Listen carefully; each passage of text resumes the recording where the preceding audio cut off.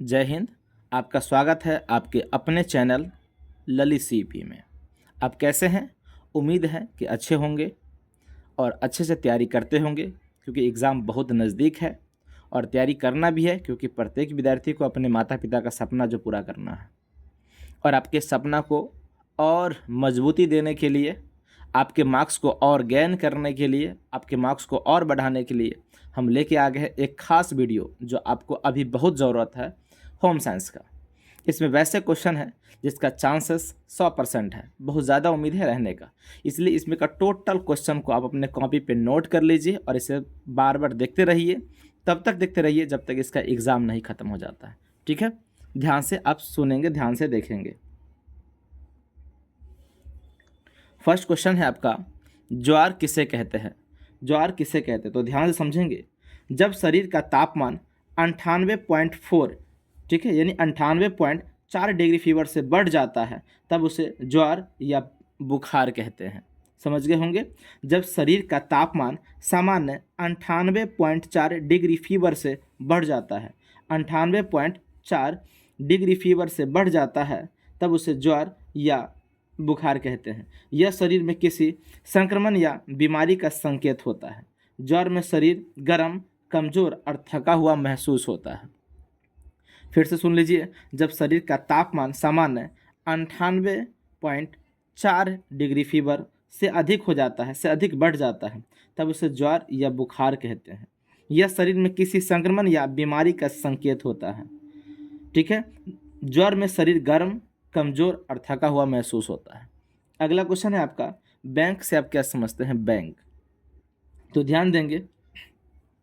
Bank एक ऐसी संस्था है जहां लोग अपना पैसा सुरक्षित रखते हैं। यहाँ पैसा जमा, निकाला और जरूरत पड़ने पर लोन लिया जाता है। ठीक है, बैंक एक ऐसी संस्था है जहां लोग अपनी पैसा सुरक्षित रखते हैं। यहाँ पैसा जमा, निकालना और जरूरत पड़ने पर लोन लेना संभव होता है। बैंक लोगों के पैसे को सुरक्षित रखने के साथ साथ ब्याज भी देता है, जिससे आमदनी बढ़ती है। अगला क्वेश्चन है, चिकनाई के धब्बे। चिकनाई के धब्बे से आप क्या समझते हैं? ध्यान से सुनेंगे। तेल, घी, मक्खन या कोई तेलीय पदार्थ कपड़ों पर गिरने से जो दाग बनता है, जो दाग लग जाता है, उसी को चिकनाई का धब्बा कहते हैं। फिर से सुन लीजिए। तेल, घी, मक्खन या कोई भी तेलीय पदार्थ कपड़ों पर गिरने से जो दाग धब्बा बनता है, इसी को चिकनाई का धब्बा कहते हैं। इसी को चिकनाई का धब्बा कहते हैं। अगला क्वेश्चन है, खाद्य स्वच्छता। खाद्य स्वच्छता क्या है? ध्यान समझिए। खाना बनाते, परोसते और रखते समय साफ सफाई का पालन करना चाहिए, स्वच्छता कहलाता है यही। खाना बनाते, परोसते और रखते समय साफ सफाई का पालन करना ही खाद्य स्वच्छता कहलाता है। इसमें हाथ धोना, बर्तन को साफ रखना, ताज़ा सामग्री का उपयोग करना और खाना ढक कर रखना शामिल होता है। ठीक है, अगला क्वेश्चन है, बचत क्या है? बचत, ध्यान से समझेंगे। आय में से कुछ पैसा आज की जरूरतों के साथ भविष्य की आवश्यकताओं के लिए अलग रख देना ही बचत कहलाता है।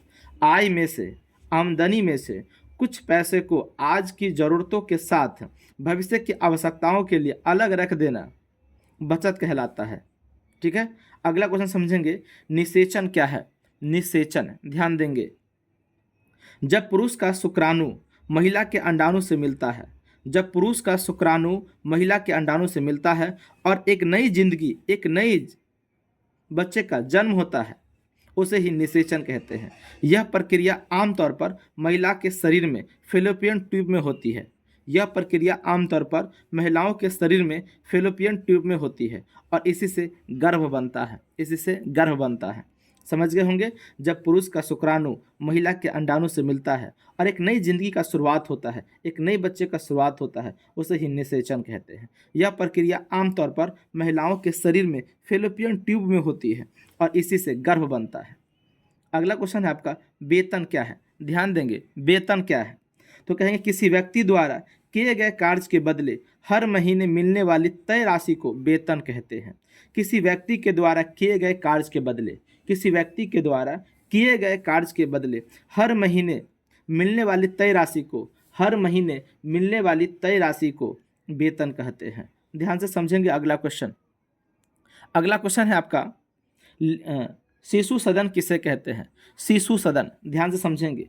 शिशु सदन वह स्थान है जहां छोटे बच्चे की देखभाल, शिक्षा, भोजन और खेलकूद की सुविधा मिलती है। शिशु सदन वह स्थान है, वह जगह है जहां पर छोटे बच्चे की देखभाल, शिक्षा, भोजन और खेलकूद की सुविधा होती है। इसे डे केयर भी कहते हैं। शिशु सदन को ही डे केयर कहा जाता है। यहाँ काम करने वाली माता पिता के बच्चों को सुरक्षित माहौल में रखा जाता है। यहाँ काम करने वाले माता पिता के बच्चे को सुरक्षित माहौल में रखा जाता है। अगला क्वेश्चन है, गर्भ अवस्था में महिलाओं का वस्त्र। गर्भ अवस्था में महिलाओं का वस्त्र, इसके बारे में लिखना है कि गर्भ अवस्था में महिलाओं के वस्त्र कैसे होते हैं, ध्यान देंगे।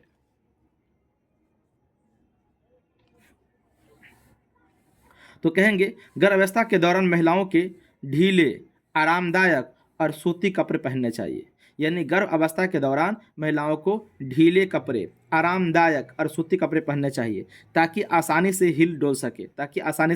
हिल सके। बहुत तंग यानी कि बहुत टाइट और भारी कपड़े नहीं पहनने चाहिए। आरामदायक कपड़े माँ और बच्चे दोनों को स्वास्थ्य के लिए जरूरी होता है। ठीक है, ध्यान से समझेंगे।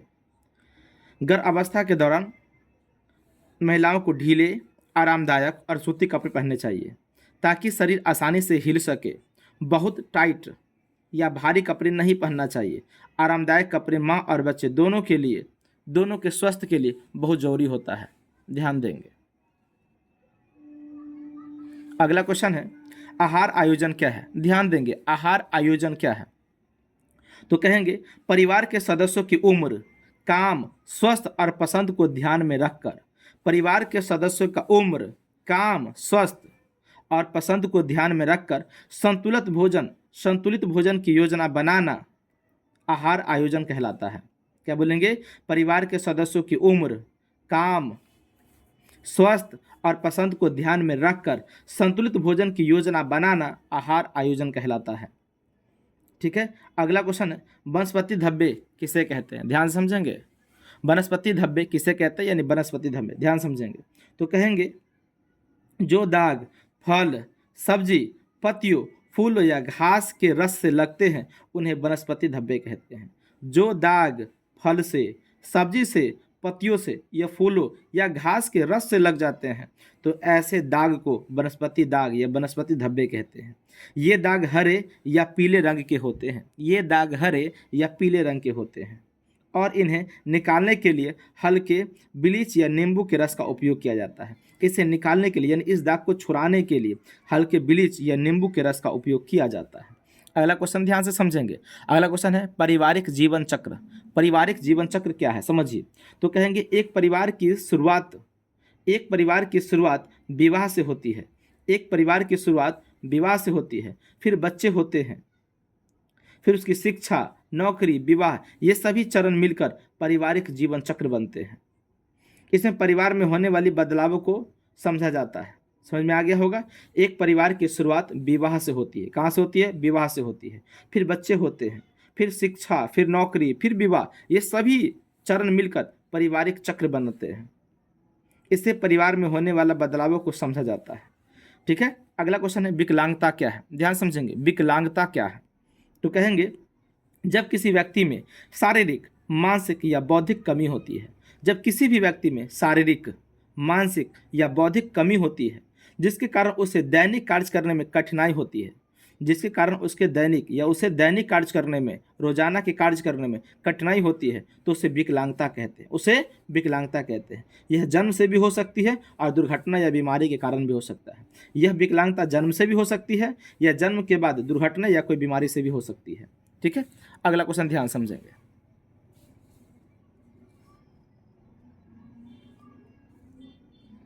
अगला क्वेश्चन है आपका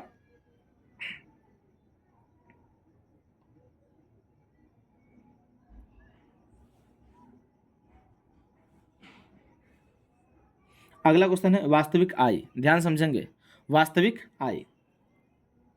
तो कहेंगे व्यक्ति की आय, वास्तविक आय के बारे में समझेंगे ध्यान से।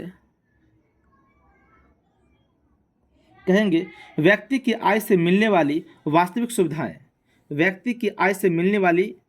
सुविधाएं और खरीद शक्ति को वास्तविक आय कहते हैं।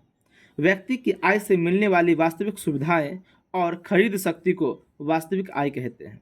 इसमें केवल पैसे को नहीं बल्कि उससे खरीदी जा सकने वाली सामान और सेवाओं को भी शामिल किया जाता है।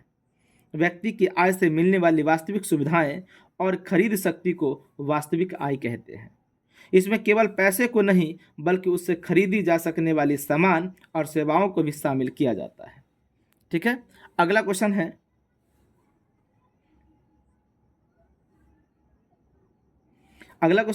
ऊनी परिधानों की देखभाल। नहीं समझेंगे, ऊनी परिधानों की देखभाल से आप क्या समझते हैं? तो कहेंगे ऊन के कपड़े जल्दी खराब होते हैं।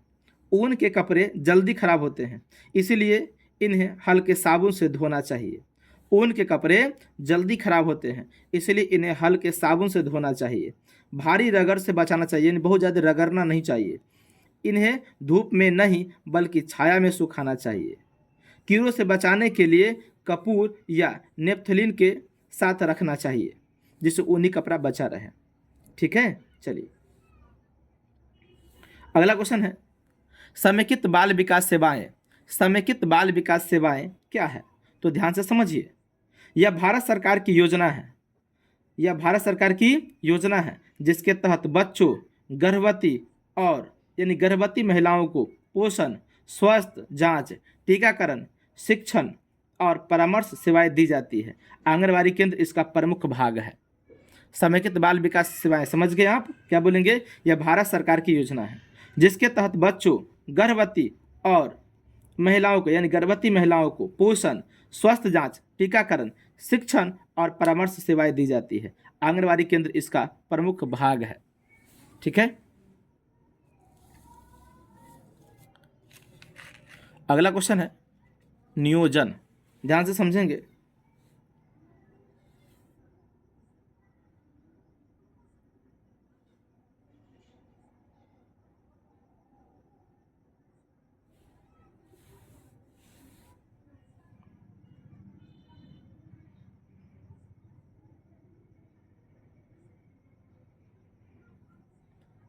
अगला क्वेश्चन क्या है? विनियोग है। क्या है? विनियोग। ध्यान समझेंगे, विनियोग क्या है? तो कहेंगे किसी व्यक्ति द्वारा अपनी आय को अलग अलग जरूरतों जैसे भोजन, कपड़े, शिक्षा, बचत आदि में बांटकर खर्च करना विनियोग कहलाता है। सही विनियोग से घर चलाना आसान हो जाता है।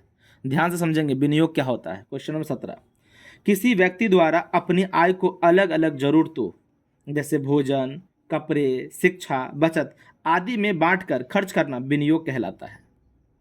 सही विनियोग से घर चलाना आसान हो जाता है। ठीक है, अगला क्वेश्चन समझेंगे, कार्य सरलीकरण। कार्य सरलीकरण क्या होता है? ध्यान समझेंगे। तो कहेंगे घरेलू या दूसरी गतिविधियों को आसान तरीकों से कम समय और कम मेहनत और कम खर्च में करने के तरीकों को कार्य सरलीकरण कहते हैं। क्या बोलेंगे? घरेलू या दूसरी गतिविधियों को आसान तरीकों से कम समय, कम मेहनत और कम खर्च में करने के तरीके को कार्य सरलीकरण कहते हैं। इससे काम जल्दी और बेहतर तरीके से हो जाता है। अगला क्वेश्चन है, स्वच्छता क्या है? स्वच्छता समझिए ध्यान से। स्वच्छता तो बोलेंगे शरीर, घर, कपड़े, बर्तन और आसपास की साफ सफाई को स्वच्छता कहते हैं। शरीर, घर, कपड़े, बर्तन और आसपास की साफ सफाई को स्वच्छता कहते हैं। स्वच्छता से बीमारियां दूर रहती है, यानी अगर हम साफ सुथरा रहेंगे तो बीमारियां दूर रहेगी और व्यक्ति स्वस्थ रहता है। और व्यक्ति भी क्या रहता है? स्वस्थ रहता है। यह अच्छे स्वास्थ्य की पहली शर्त है कि हम स्वच्छता रहे, यानी स्वच्छता का पालन करें, साफ सफाई का पालन करें। ठीक है, अगला क्वेश्चन है, खाद्य संरक्षण। खाद्य संरक्षण क्या? ध्यान समझिए। तो कहेंगे भोजन को अधिक समय तक खराब होने से बचाने की प्रक्रिया को खाद्य संरक्षण कहते हैं या खाद्य संरक्षण कहते हैं। समझिए, भोजन को अधिक समय तक खराब होने से बचाने की प्रक्रिया को खाद्य संरक्षण कहते हैं। इसमें सुखाना, उबालना, फ्रीज में रखना, नमक या चीनी का उपयोग जैसे तरीके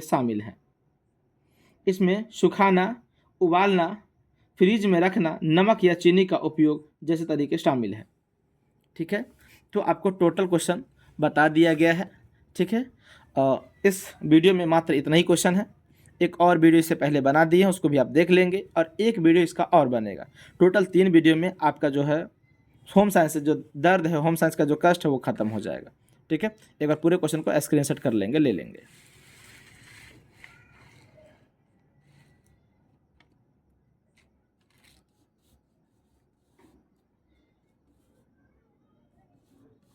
ठीक है, आप ले लिए।